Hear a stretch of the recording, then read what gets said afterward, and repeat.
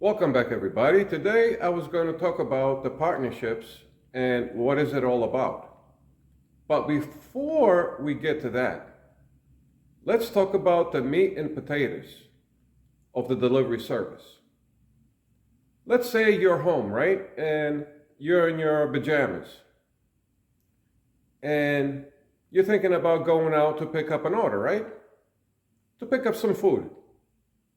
So you figure about 5-10 minutes to get ready, another 5 minutes or 10 minutes to drive to the store. Then you might have to wait in line depending how busy the line is, or if there is a line. Maybe another 2-3 minutes in line or 5 minutes in line. You order your food. You got to wait another 5-10 minutes for them to make it ready. Then to drive back to your house and enjoy your meal. So you figure about 30 minutes for the whole process. Maybe for another customer, it might be a lot quicker. Maybe 20 minutes for the whole process. And during that process where a customer picks up their own food, they don't have to pay any delivery service fee. They don't have to pay for a tip because they went and picked it up themselves. Now, when there's a delivery service involved and the customer tries to utilize the delivery service, and the customer waits an hour for their food, an hour and 15 minutes, an hour and a half for them to have their food delivered to their home. What is the point? What is the point? What is the purpose of the delivery service to begin with, if it's going to take that long? And bear that in mind as we continue with the video. Now, the whole thing with the partnership. Do the gig economy companies with their partners, do they communicate the right way? Do they explain to them the process of the delivery service? How it all goes down? Or they just said that, oh, we just send you the customer orders, you guys make the food, and we just send our drivers to pick up the order. If that was the whole conversation with all these partners, then we can understand why the whole thing is pretty much upside down in the delivery service communities and markets. Why the whole thing is a mess? Because they left out a lot of things in that conversation when they have with their partners. And the most important thing is they need to explain to them that how long this process needs to take, and that their partners, they have to be ready for it. It's not just willy-nilly. But what we see, especially with Doordash and Uber Eats, they're using willy-nilly tactics. It could be any restaurant, it doesn't matter. It's just willy-nilly. We'll just get all these partner restaurants, and that's the bottom line, and that's it. And without having a proper conversation or explanation of the process of the delivery service, what's the point to have a delivery service to begin with? There's a right way of having a partner, and there's a wrong way of having a partnership with a particular restaurant. And we're talking about the food delivery pickups. And how it's supposed to be done the right way. An example will be Chipotle. Now, Chipotle is not perfect.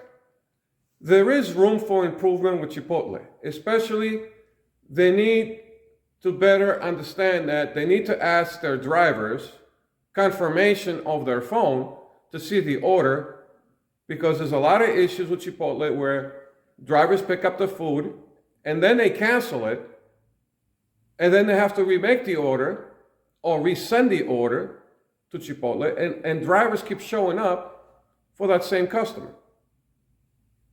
They steal the customer's food and they mark it as canceled. We know this has been going on for years, but in my location, it just started. It's brand new to this location. And all because they hired all these new drivers thinking that the gig economy knows better. Now, let's get back to the partnership. When you have a store like KFC, not all of them, this one particular store, they run out of food items every day. Customers getting half the order that they ordered. They're getting half of it. They got a lack of staff every day.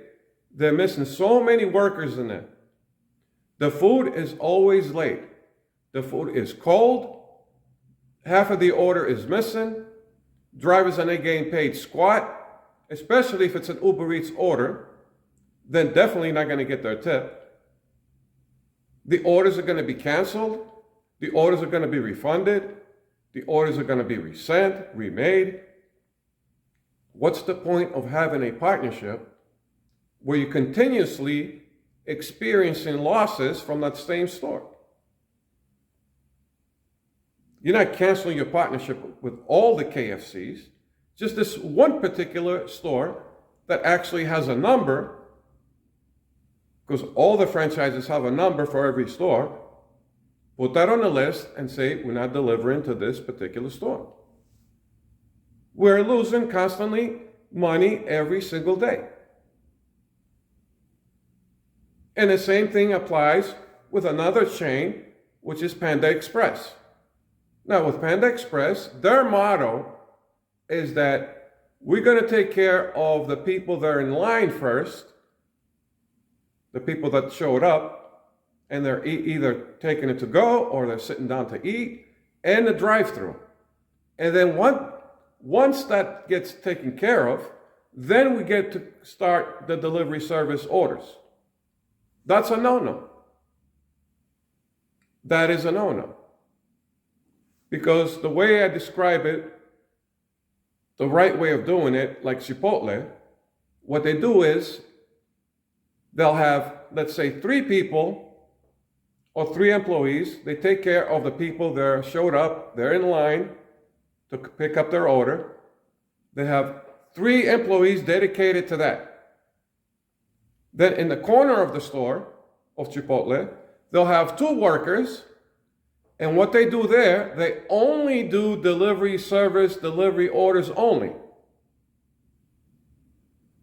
And most of the time when I show up, the order is either ready, or even if I have to wait maybe about 5 minutes. That's it. And when it gets stupid busy, 10 minutes.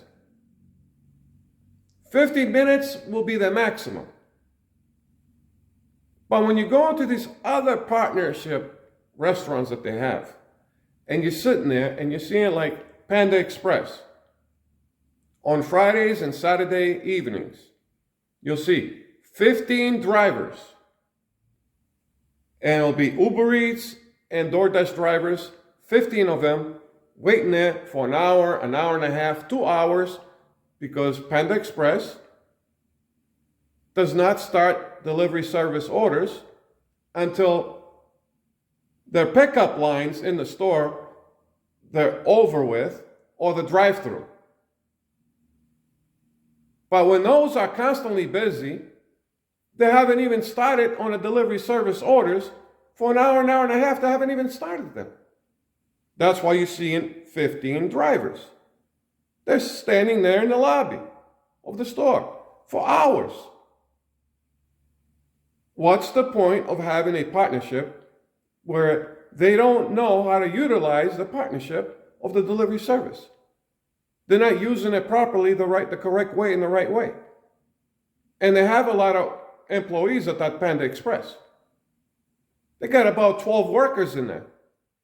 Why are you dedicating all the workers for only the drive-through and the pickup lines, and allocate 2 of the employees at Panda Express just to deal with the online delivery service orders? Why? They didn't get the memo? It was probably never explained to them. And when the drivers over there, because I've done this before, it's not like I'm new to this, like I've never seen this before. I'm sitting there with the other 15 drivers. I'm waiting there myself. And I'm seeing the frustration of the drivers, and they're communicating with the employees and saying, why don't you guys have somebody working on the online orders? It's like, oh, we're taking care of the pickup lines first, then we do the drive-through, and then at the end we take care of the online delivery service. That will take forever for the delivery service orders. That will take forever. And in return, what happens? You'll have about 20, 30 orders, or even more as the night progresses, of canceling orders, refunding customers, refunding the store for the food, and losing money and losing customers on top of it. And you might lose customers on both sides. You might lose customers from the delivery service company and the restaurant. But sometimes they'll like the food that they order from that restaurant. They just don't like to have it delivered because it's taking too long. They'll go and pick it up. So they'll lose the delivery service customer, like Doordash and Uber Eats, they'll lose that customer. And there will be situations where they'll lose a customer from the restaurant as well. They'll say, to hell with it. I'm never ordering from this order, and I'm never ordering this delivery service again. Because when drama happens, we know that the customers like to blame everybody. They'll blame the drivers, they'll blame the restaurant, they'll blame the companies. Always the driver, guaranteed that the driver always gets the whammy. Even the driver had nothing to do with it, the driver will always get the whammy anyways. So what's the point? They need to communicate with these restaurants. They need to tell them how this thing needs to be done the correct way. And if they want to go ahead and do their own bodega or a system that they have, especially this KFC and this particular Panda Express, the results are going to be refunds and cancellations and losing money up the wazoo. Why have a partnership with those type of people? If I had a delivery service myself, I'm going to say, I'm sorry, I'm not going to be partnered with this restaurant because I'm actually losing money than making money with this restaurant. Unless in the future, it's going to be a new management, they have a new system set up, maybe I'll reevaluate a partnership in the future. But for the time being, I'm constantly losing money with refunds and cancellations, so I'm not going to be partnered with this restaurant. Period. End of the line. And that's how it should be. But like I said, the gig economy, they've got these willy-nilly tactics. Anybody's on board. That's why you're seeing the chaos that you're seeing. It's chaos. It's chaos. There's no reason for a customer to wait an hour and a half. What's the biggest complaints that we hear from customers? Especially when customers have a communication with the drivers. What do they say?